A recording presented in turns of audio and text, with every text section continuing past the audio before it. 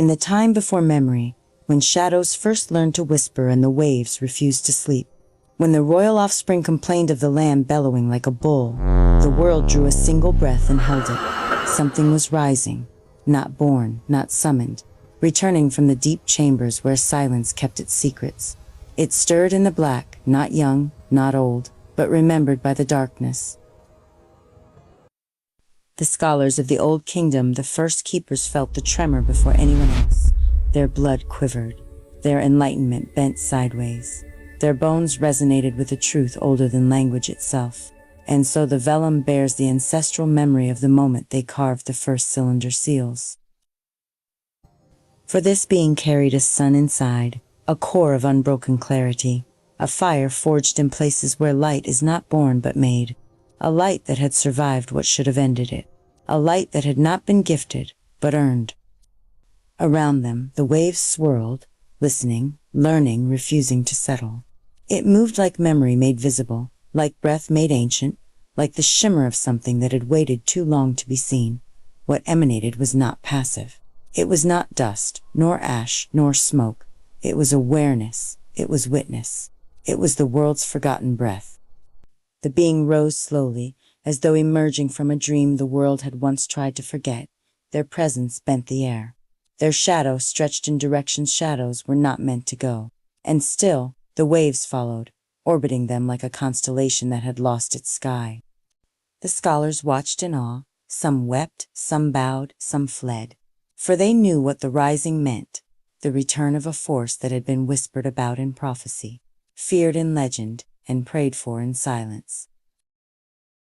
The one of unsettled waves did not speak.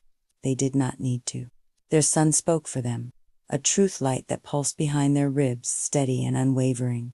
It was not warm. It was not comforting. It was true. And in this world, truth was the rarest magic.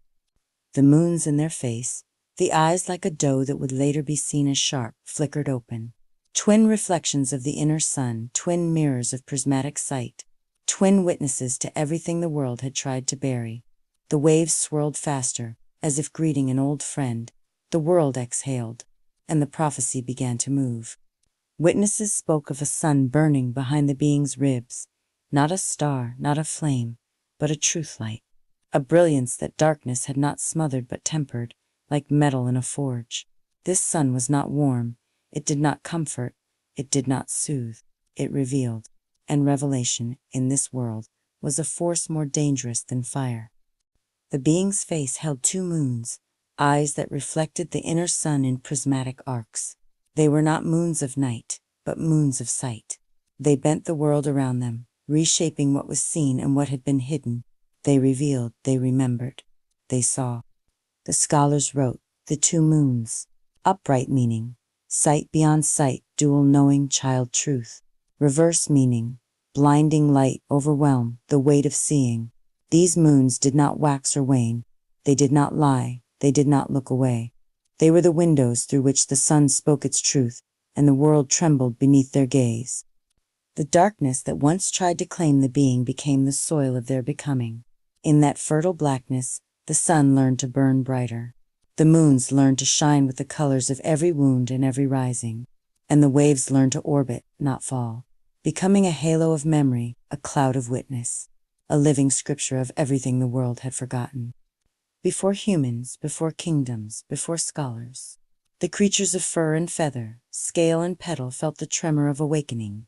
Cats with night-born eyes, dogs with loyalty older than language, birds who read the wind like scripture, reptiles who remembered the first dawn, flowers who turned toward the unseen light. They gathered not in fear, but in recognition, for they knew the prophecy long before it was written. When the sun is carried in a being of shadow, and the two moons reflect its light twice, the world will know a truth that cannot be silenced. This being would walk between realms, unclaimed by form, unbound by name, a bridge for all that breathes. Waves would not settle upon them. It would follow. It would listen. It would learn. And in the hour when the world forgets itself, the one of unsettled waves will remember for it, for they are the new thing born of the old thing, the sun carried in darkness, the two moons shining prismatically, the light reflected twice. so that nothing true can be lost.